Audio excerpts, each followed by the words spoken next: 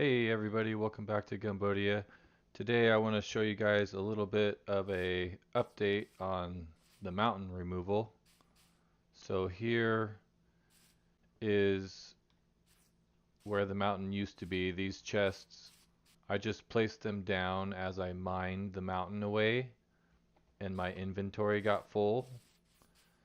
And before I cut these trees down, I just wanted to show kind of what it looked like before. So as you can see, I left the mushrooms. Those are naturally spawned.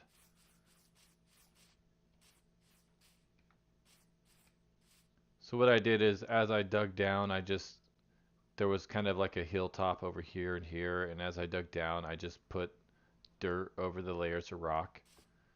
Over here is an area that I haven't put the dirt yet, but the ground level was up near those chests originally. So I carved a valley down. This is see, if you look at the looking at block, it's block number 62, and that is sea level. And the reason I made the valley that level is because it's important for mob spawning, but I'm not going to leave this valley completely empty. I'm going to go ahead and have, trees and buildings in here, but I'm going to keep them, hold on, I'm going to keep them below that blue line right there. So these blue lines are the sub chunks. The game does its algorithm to spawn in mobs. It starts at the bottom and works its way up through every sub chunk. So from that line right there down is where we want to have the game in this area, because this is going to be where we put all our mob farms. We don't want to have anything higher than that. So that'll allow us to put trees and buildings and things in this area.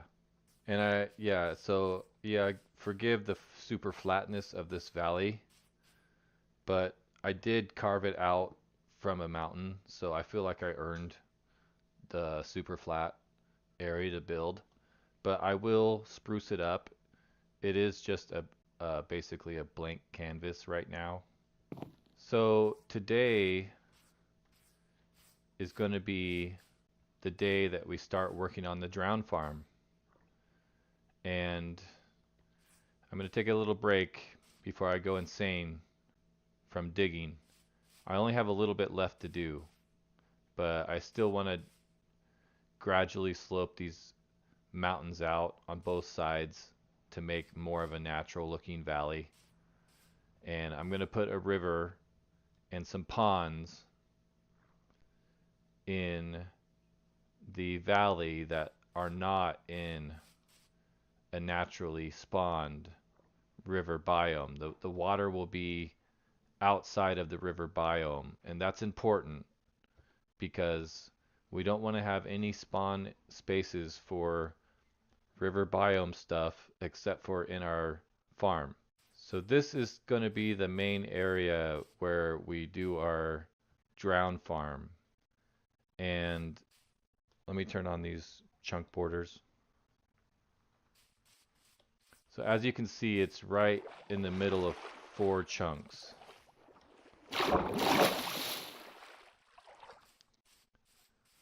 So those 4 chunks, we don't want to have anything above this line right here, for sure. Now, the center, that pillar represents the center. I put that in a few episodes back in an episode called Base Layout. But that pillar up there, that's the center of our map. And we have a map over here that goes 8 chunks by 8 chunks, and then same over here, here, and here, here, all directions. So from here, we have a 16 chunk perimeter that I'm establishing. And this is the hard work. Okay, this is the part that, you got to be serious if you want to really have a super base. We have to light up all the caves and the surface in this entire 16 by 16 chunk area. And what that'll do is allow us to build our farms at ground level. Okay, so next thing to do is put down some blue glass around the biome, the river biome. We'll do it tomorrow morning.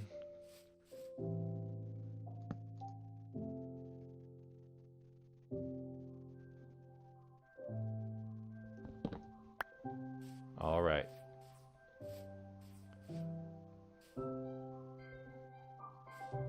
So the river biome does not necessarily go with the coastline or the shoreline of the water that was originally spawned.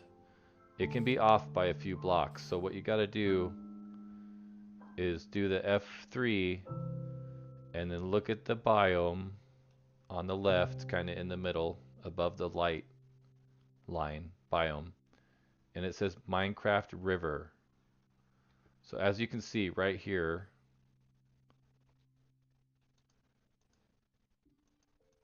is supposedly, from what I gather, that's a river biome. So now go one over here. This is also river. River. River. River. Wow, this is a lot bigger than I expected.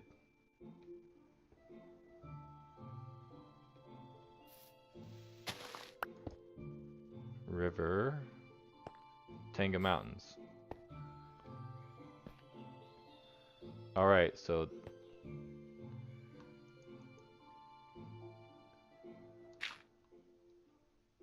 wow, I had no idea it would go that far.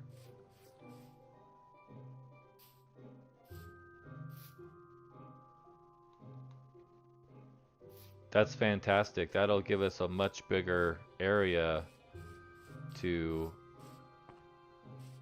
have our drowned farm. This is all river.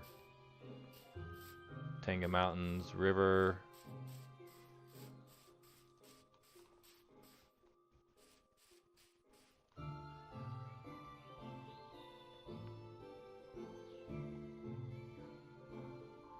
Alright, I'm going to go ahead and do this, and I will jump cut, and when you guys get back, you'll see the outline. Hey everybody, welcome back. I did what I said I was going to do. I outlined the river biome, and it is actually a lot bigger than I thought it would be. I had previously gone and kind of squared it off and forgot about that, but this is what it looks like now. If you can see how the grass is kind of a lighter color, the river biome continues all the way down that old valley that used to be between the mountains. And it also goes over there to that other pool and then continues up the valleys. See the waterfall back there? So I wanted a view, and I must say I did get quite a view. Alright, so one of the things I want to consider is that I don't want to have a rough edge on my farm just to get the maximum spawns. It's a small farm and it's going to be running all the time, and I'm going to be able to apply looting on the mobs if I want to. So what I want to do is just square this off, and I want to have it have an odd number for both sides, a perfect square, so that there'll be a single central point in the middle. Okay, the second thing to consider is your AFK point, and you want to be at least 24 blocks away. So my AFK point is over there.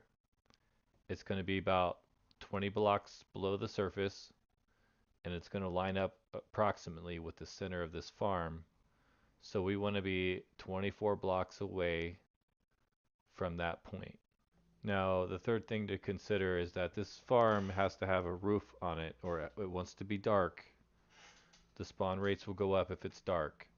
So there will not be a pool on the surface. This will just be covered over with dirt, and there'll be trees planted on top of it, and potentially a walkway. Alright, here's something interesting. Somebody could probably make a passive squid ink farm off of this, but these squid, they keep getting stuck.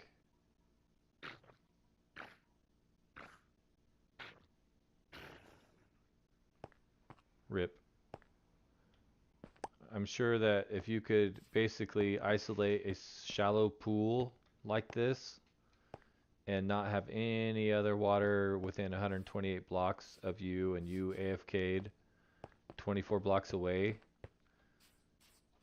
like maybe above it, and then you put hoppers all around the outside of the lake, you could pretty much have an ink farm.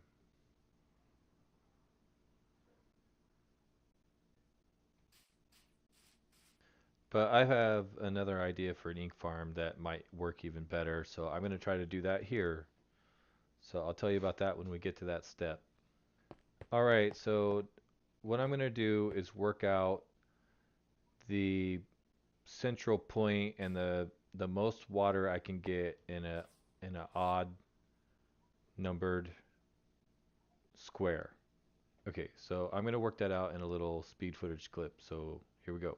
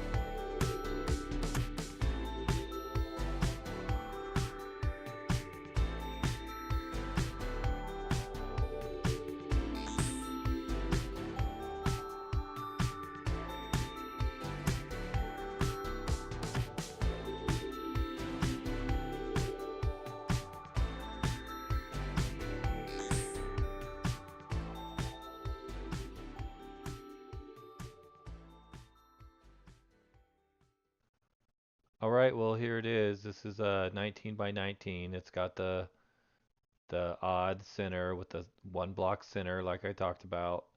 And I did it this big because if we were to go 17 by 17, we would miss out on quite a few spawn spaces. So the 19 by 19 is a nice size, and that'll also fit in nicely for our ink farm portion that I want to put in this as well. So let's move on to the next thing on our list of things to do, and that's get out of F5 mode and get rid of all this water. So I'm going to go ahead and just fill it in with dirt, and I'll be right back.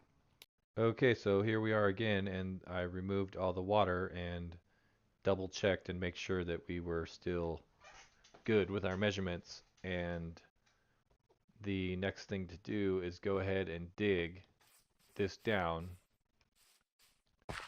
I'm not quite sure how far down I'm going to dig. I might go all the way to bedrock just because. Alright, well I'm going to do some more jump cuts and progress reports as I work my way down, so here we go. Alright, I'm back and I dug about 20 blocks or so down. And since I've been digging so much lately, I'm going to call that good for now. I will continue to dig down the rest of the way off camera. But now what I want to do is talk about how I want to make this drowned farm, a river biome drowned farm that is, into also a squid farm. Now, there's been other squid farms that have been built that have guardians in them that shoot the squid. And that's basically what I'm going to do with this farm. So it'll be a drowned farm and it'll have guardian in it that will shoot the squid, and the ink sacs will either float to the top or drop to the bottom depending on what happens, because it's kind of funny how they, when you kill something or drop something or throw an object in the water, it first sinks down to the bottom and then rises to the surface. So I'm not sure which way I will be collecting the ink from, but I'm going to have fence gates at the bottom and I'm going to have water streams at the top, so no matter where the ink goes, it will get collected. Alright, so that leads me to the next part of the video, and I say we go on a little adventure and we find ourselves a sea temple. So I'm going to gather up a few things and I will be right back. Hey everybody, welcome back. Well, I derped. I recorded for too long on my way out here, so the last thing you saw was me saying that I wanted to go adventuring. Well, I did. I found an enchanted apple, a heart of the sea, a bunch of stuff, but I ran out of disk space, so I'm going to call this episode 9, part 1, and I'm going to render it, and I will start part 2 right away, so stay tuned for that. Thanks for watching. This has been Gumby. See you next time.